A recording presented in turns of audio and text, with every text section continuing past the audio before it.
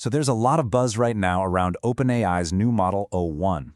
We're hearing phrases like PhD-level proficiency being thrown around, which is, a pretty massive claim for an AI.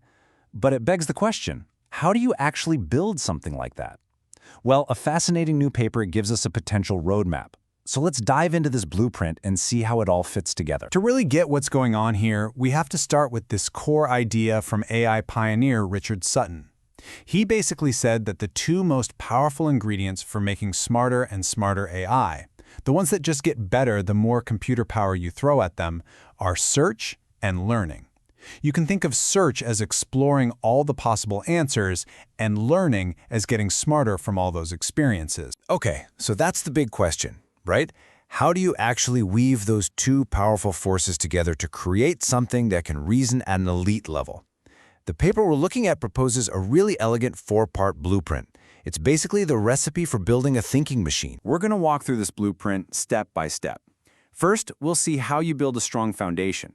Then, how you give the AI a compass so it knows what a good answer looks like.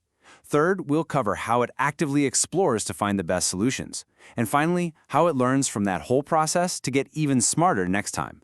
Let's jump in. All right, Section 1, laying the foundation. You just can't build an expert AI from scratch. It needs a really strong starting point.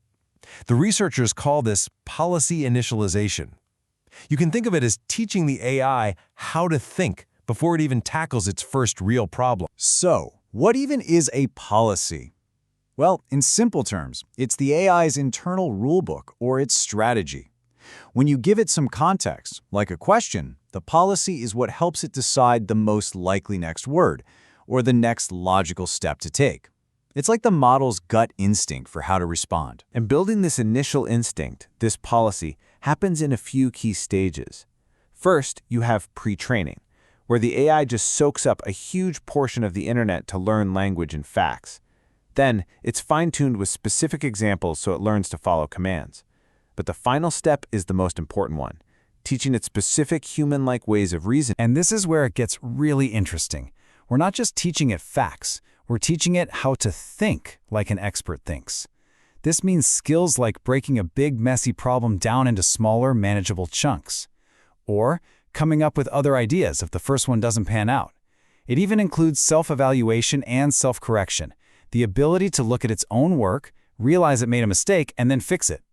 This is the bedrock of advanced reasoning. Okay, so our AI has a solid foundation. It knows how to think, but how does it know if it's thinking correctly? That brings us to our second part, reward design. This is the AI's compass. It's the feedback system that steers the AI toward good logic and away from bad logic. Now, there are two main ways you can give this feedback. You could give an outcome reward, which is like a teacher just putting a check mark or an X on your final answer on a math test. You know if you got it right, but not why. The other way is a process reward. This is like the teacher showing you exactly which step in your calculation went wrong. It's so much more valuable for learning because you see the entire thought process. But here's the trade-off. While those process rewards are way better for learning complex reasoning, they have one huge downside. Giving feedback on every single step is incredibly expensive and time-consuming, mostly because you often need a human expert to go through and check all the work. So what do you do when there isn't a single right answer, like when you're writing a story or an essay? This is where the blueprint gets clever. Instead of a simple right or wrong score, the AI can learn from other signals. For example, it can learn from our preferences. We just show it two options and say this one's better. It can also learn by watching experts work, or even by using another super powerful AI to act as a judge and give it that crucial feedback. Now on to our third pillar. A good starting point and a compass are critical, but the best thinkers don't just spit out the first answer that comes to mind. No, they explore. And this whole section is about the power of search, the AI's ability to actively hunt for the best possible solution out there. OpenAI itself said that o1's performance gets better the more time it thinks. But what does that really mean for an AI? Well, thinking more basically means using more computer power to search through a wider, deeper space of possibilities. It's like exploring a massive maze of potential answers instead of just taking the first path you see. And this search can look like one of two things. On one side, you've got tree search. Think of this like brainstorming. You explore lots of different branches of a solution all at once. On the other side, you have sequential revisions. This is more like writing a rough draft and then editing it over and over to make it better. One of the most famous and powerful types of tree search is called Monte Carlo tree search, or MCTS. This is the very algorithm that helped AlphaGo dominate the world's best Go players. Its real genius is in how it balances trying new, risky ideas, that's exploration, with sticking to strategies that have already worked well, that's exploitation. It's an incredibly smart way to navigate a huge number of options. So you have all these possible paths to explore. How in the world does the AI decide which way to go? A search without a guide is basically just wandering around in the dark. It needs something to point it toward the most promising directions. And that guidance comes from two places. You've got internal guidance, which is like the model's own gut feeling, how confident it is in a certain step, for example.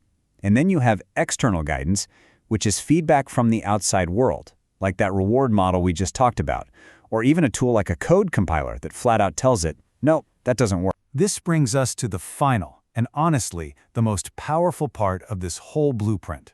So the AI has a foundation, a compass, and a way to explore. Now what? How does it take everything it learned during that search and use it to become fundamentally smarter for the next problem? This is where real learning, real evolution kicks in. The magic ingredient here is something called reinforcement learning. Now, unlike learning from a fixed textbook of information, reinforcement learning is all about learning by doing. It learns from trial and error, from the consequences of its own actions. And this is what could unlock an AI's potential to discover new strategies that go way beyond anything a human ever taught it. Now, when it's learning from its search, the AI can take one of two paths. You could use behavior cloning, which is pretty simple. It just looks at the best solution it found and learns to copy that. Or it can use a much more sophisticated method like policy gradient. This is where it gets really smart. Instead of just copying the winning answer, it learns from everything. The good paths, the bad paths, the dead ends, to build a much richer understanding of the problem. And this is where you can see the true power of this kind of learning. Remember AlphaGo? In its legendary match, it played move 37, a move so out of the box and creative that it just completely baffled every human expert watching. No human would have thought of it, but it was the key to winning the game. That move wasn't taught. It was discovered through reinforcement learning. Of course, the road ahead isn't perfectly paved. Researchers are still bumping up against some pretty big challenges. For instance, there's this weird thing called inverse scaling, where sometimes giving a model more time to think actually makes it worse. They're also working hard to make the search process faster and to adapt these powerful reasoning skills to all sorts of different real-world problems. So let's just do a super quick recap of the four-part blueprint. You start with a strong foundation using policy initialization. Then you give it a compass with a smart reward model. You empower it with exploration using powerful search techniques. And finally, you enable its evolution through reinforcement learning. Foundation, compass, exploration, and evolution. This blueprint lays out such a clear path for building AI with reasoning abilities that could one day match or even go beyond our own. It really feels like the big question is starting to shift. It's not so much if we can build these incredibly powerful reasoners, but more what values and goals will we give them as their compass? What problems will we ask them to solve? That's the question for all of us to think about. Thanks for joining me.